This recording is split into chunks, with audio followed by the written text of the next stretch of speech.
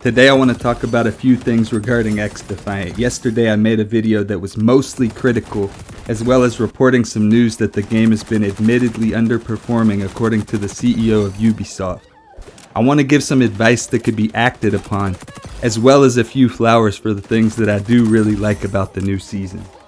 Keep in mind, there's really less to talk about when you like something. It's usually easier to elaborate on the different things that need fixing in more detail. XDefiant's cosmetics now compared to at launch are much better and moving in the right direction. I really think XDefiant would have contributed a lot more towards Ubisoft's quarterly earnings if they really had this level of cosmetics. And also, they need to stop putting things into the store and doing this little 3-day rotation. Put everything that's ever been for sale into the store so people can buy it whenever they maybe have the cash available. Maybe they're waiting till next payday. Maybe they have to pay some bills first, have some cash on hand, do some other things, and then they want to buy it.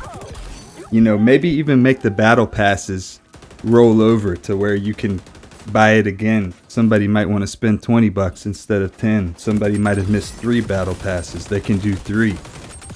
You know, Halo Infinite does that, I believe. What I mean is, if you missed Season 1, you can do that battle pass and work towards earning all of those cosmetics and such. Make no mistake, the netcode was the main thing that pushed people away, but the very first battle pass, aside from very few things, was pretty lackluster.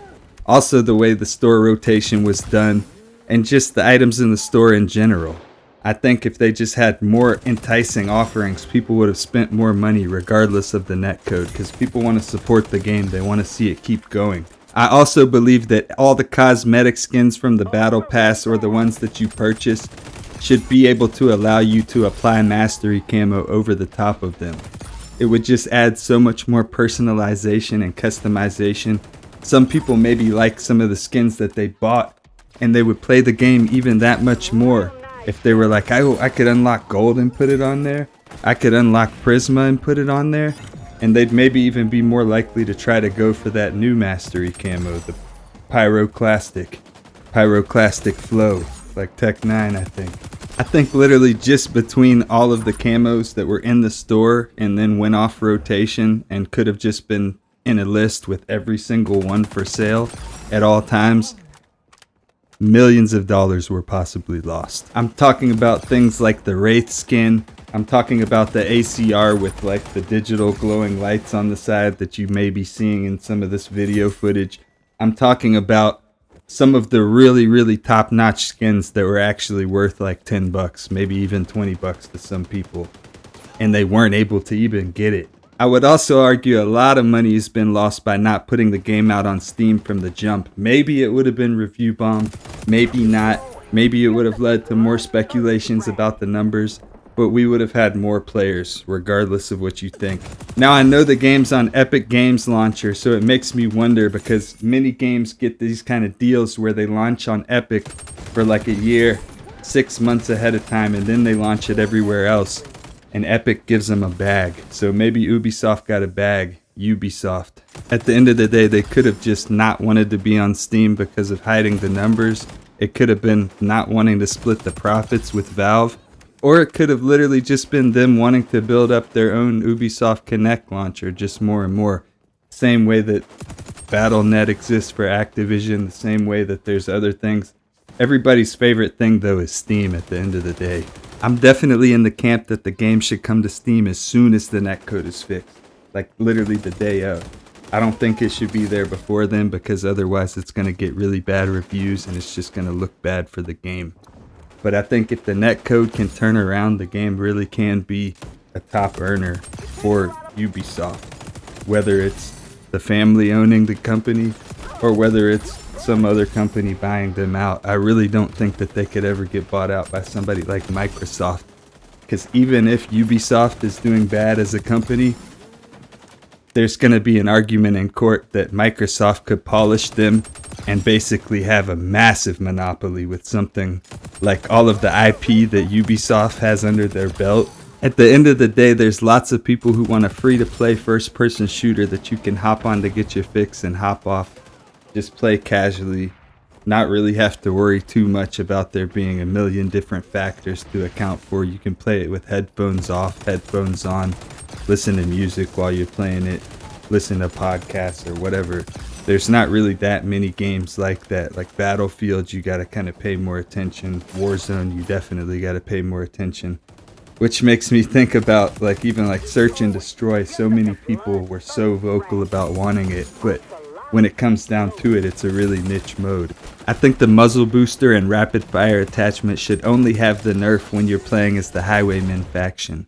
I think the changes were made as a preemptive to prevent them from getting out of hand, but I think it arguably makes some of those attachments useless now in a lot of people's eyes. They're still definitely really strong when you're using them within the right ranges. Muzzle booster and rapid fire combined with the Highwayman passive really does feel strong when you're using it on the right maps and stuff, but at the same time, it almost feels like those attachments almost can only matter for that class now. I think the first week performance issues with Season 2 shows that we really should shoot to get a public test realm type of situation going before every season launches to test out new things, really get everything ironed out with the netcode, catch any bugs that might have slipped through. I really think this season that the art team and everybody really did a good job. I think that there were definitely some bugs, dropping frame rates and things of that nature, probably involved with optimization. At the end of the day, somebody may have a 4090 and somebody else may have a 4090 graphics card, and they might have no problems on one of the graphics cards and problems on the other one. So it's like there's so many different components and combinations of components that people's PCs are going to have. And then there's even people, though, this season having problems on console. So I think that it's really people on the medium to lower ends of hardware that are having the problems. But then again, I've heard from people with 4090s that are having big frame drops this season.